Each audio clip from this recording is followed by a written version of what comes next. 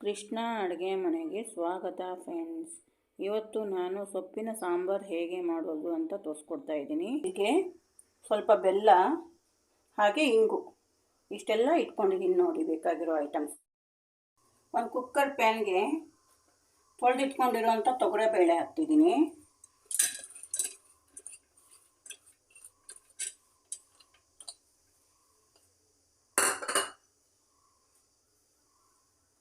ಹಾಗೆ 2 ಕಪ್ ನೀರು ಹಾಕ್ತೀನಿ.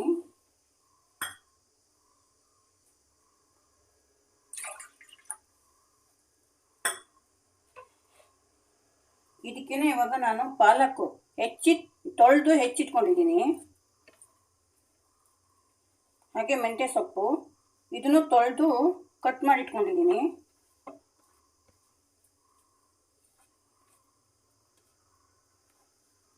ಹಾಗೆ 1 ಟೊಮೆಟೊ,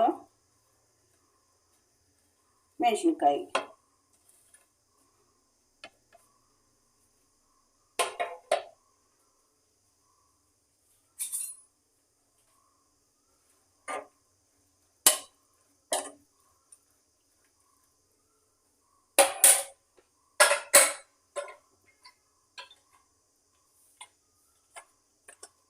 ಈ ಥರ ಮುಚ್ಚಿಟ್ಟು ಗ್ಯಾಸು ಆನ್ ಮಾಡ್ಕೊತೀನಿ. 2 ರಿಂದ 3 ವಿಜಿಲ್ ಹೊಡೆದ್ರೆ ಸಾಕು. 2 ರಿಂದ 3 ವಿಜಿಲ್ ಬಂದ್ಬಿಟ್ರೆ ಸಾಕಾಗುತ್ತೆ.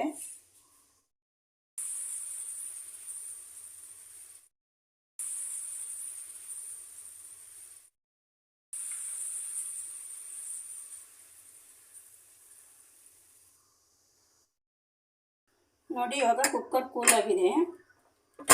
ಲಿಡ್ನ ತೆಗಿತೀನಿ. ನೋಡಿ,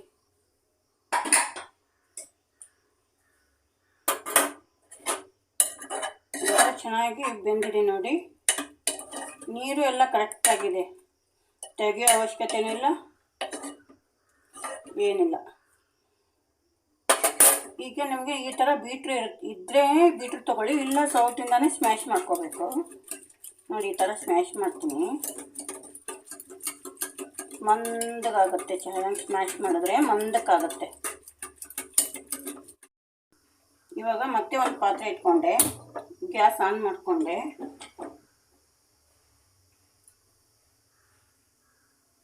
ನೋಡಿ, ಎಣ್ಣೆ ಹಾಕ್ತೀನಿ.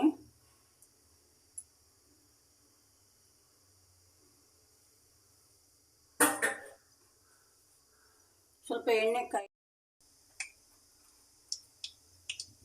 ಕಾದಿರೋ ಎಣ್ಣೆಗೆ ಸಾಸಿವೆನೂ ಜೀರಿಗೆನೂ ಹಾಕ್ತೀನಿ. ಅದು ಸಿಡಿಬೇಕು. ಸಾಸಿವೆ ಜೀರಿಗೆ ಸಿಡಿತಾ ಇದೆ ನೋಡಿ. ಇವಾಗ ಬೇಯಿಸಿಟ್ಕೊಂಡಿರೋಂಥ ತೊಗರೆಬೇಳೆ ಮಿಶ್ರಣ ಹಾಕ್ತೀನಿ.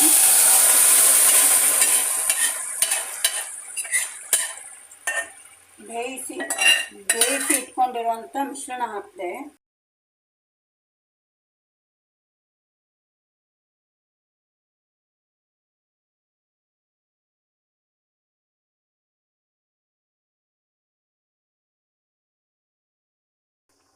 ನೋಡಿ, ಇದು ಕುದೀತಾ ಇದೆ. ಇದಕ್ಕೇನೆ ನಾನು ಅರಿಶಿನ,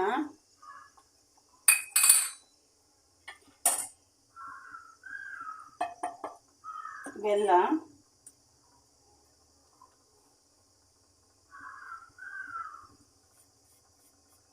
ಇಂಗು,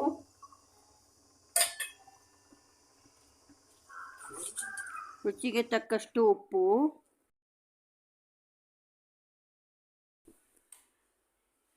ಹಾಗೆ ಹುಣಸೆಹಣ್ಣು ರಸನೂ ಹಾಕ್ತಾ ಇದ್ದೀನಿ. ಎಲ್ಲ ಹಾಕಿದ ತಕ್ಷಣ ಚೆನ್ನಾಗಿ ಮಿಕ್ಸ್ ಮಾಡ್ಕೊಳ್ಬೇಕು.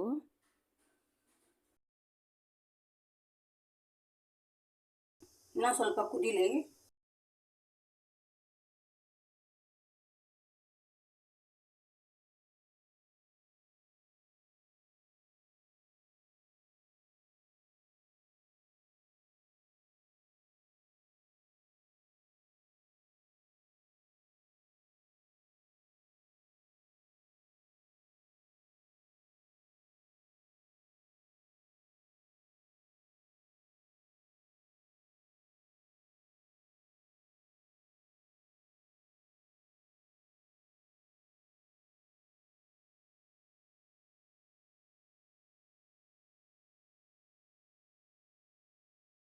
ನೋಡಿ, ಸೊಪ್ಪಿನ ಸಾರು ಹಾಗೆ ಮುದ್ದೆ ಪಲ್ಯ ಅಂತಲೂ ಹೇಳ್ತಾರೆ. ರೆಡಿ ಆಯಿತು. ಈ ಥರ ಸರ್ವಿಂಗ್ ಬೌಲಲ್ಲಿ ಸರ್ವ್ ಮಾಡ್ಕೊಂಡಿದ್ದೀನಿ.